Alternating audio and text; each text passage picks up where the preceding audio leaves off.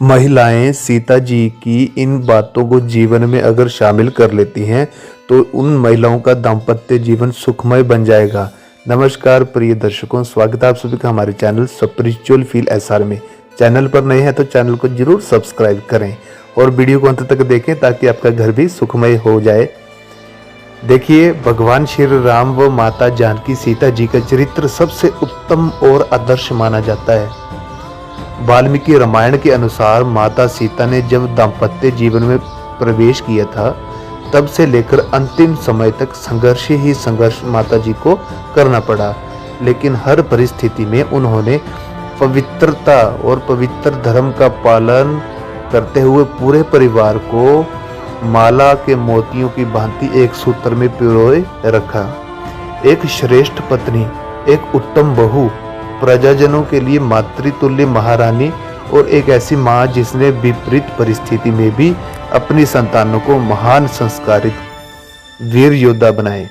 ऐसी उदाहरण संसार में बहुत कम देखने को मिलती है।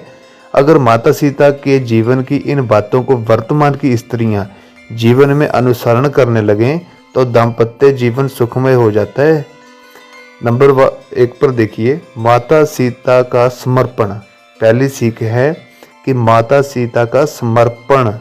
श्री रामचरितमानस में एक प्रसंग आता है कि जब श्री राम और सीता जी ने विवाह के बाद पहली बार बात की तो श्री राम ने सीता को वचन दिया था कि वे जीवन भर उनके प्रति निष्ठावान रहेंगे। सीता जी के अलावा उनके जीवन में कभी कोई दूसरी स्त्री नहीं आएगी, ऐसा राम जी ने उनको आश्वासन दिया था। और माता सीता ने भी वचन दिया था कि हर सुख और दुख में भी वे श्री राम जी के साथ रहेंगी और एक दूसरे पर भरोसा करते हुए समर्पण का वादा किया था। तो ऐसा माता जी का ये शिक्षा आप सभी महिलाओं को जरूर जाननी चाहिए। नंबर 2 पर बात करते हैं श्री राम जी का वनवास गमन। देखिए, जब श्री राम जी वनवास जा रहे थे तब वह चाहते थे सीता जी माँ कौशल्या के पास ही रुककर उनकी सेवा करें। देखिए, इसमें कितनी बड़ी बात है कि श्री राम जी जब वनवास जा रहे थे तब वे चाहते थे कि उनकी भार्या माता कौशल्या के पास ही रुककर माता की सेवा करे, लेकिन सीता जी ने श्री राम के साथ वनवास जाने का मार्ग चुना। वर्तमान में सास, बहू और बेटा, इन तीनों के बीच मतभेद होने से परिवार टूटने लगे हैं, लेकिन रामायण में श्री राम के धैर्य, सीता जी और कौशल्या जी की समझ से सभी मतभेद दूर हो गए। नंबर 3 पर बात करते हैं, सीता जी ने ऐसे समझी राम के मन की बात।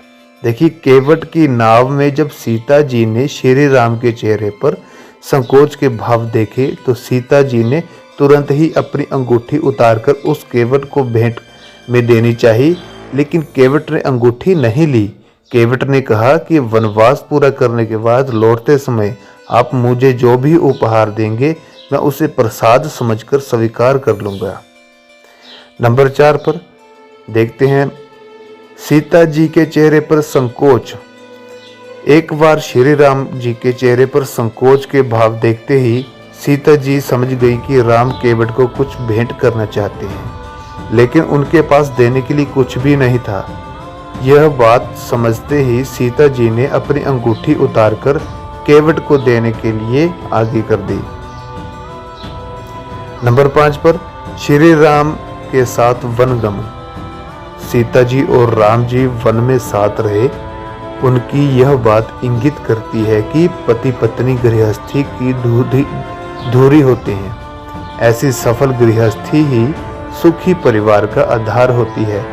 अगर पति पत्नी के रिश्ते में थोड़ा भी दुराव या अलगाव है तो फिर परिवार कभी खुश नहीं रह सकता। परिवार का सुख गृहस्थी की सफलता पर निर्भर करता है। आगे बात करते हैं कि सीता जी में ये सभी गुण थे। माता सीता जी की भांति ही प्रत्येक स्त्री में ऐसे कई श्रेष्ठ गुण होते हैं जो पुरुष को भी अपनाना चाहिए। प्रेम, सेवा, उदारता, समर्पण और क्षमा की भावना स्त्रियों में ऐसे गुण हैं जो उन्हें देवी के समान और गौरव प्रदान करते हैं। देवी के समान सम्मान मिलता है और गौरव भी मिलता है। तो सीता जी के उपरोक्त जो अभी हमने आपको जो गुण बताए हैं, प्रत्येक महिलाएं अगर अपना लेती हैं तो उन अपनाने से वैवाहिक जीवन में दोनों की आपसी समझ जितनी मजबूत होगी, वैवाहिक जीवन उतना ही ताजगी भरा और आनंददायक बना रहेगा, जिससे आपके परिवार का कल्याण होगा।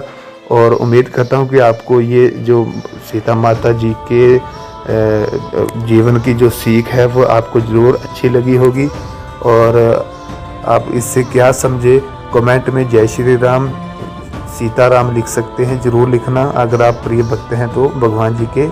और चैनल को प्लीज़ सब्सक्राइब करना, चैनल पर नए हैं, और चैनल को आप शेयर भी कर सकते हैं ताकि भगवान श्री राम जी का आपके ऊपर आशीर्वाद बना रहे। और मिलते हैं अगले वीडियो पर, तब तक के लिए जय श्री राम।